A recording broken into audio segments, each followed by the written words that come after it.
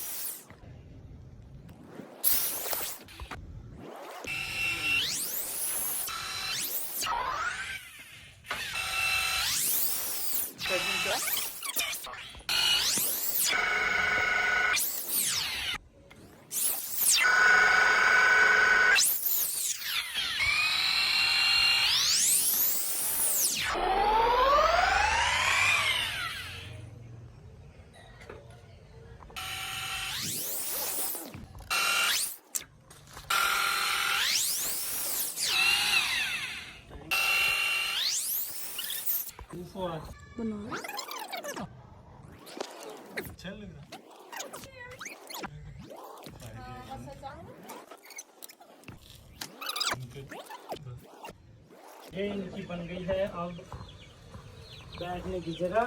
They are very happy to see, to live here, to stay here. दिखाओ ये देखो सब चढ़ गए उसके ऊपर।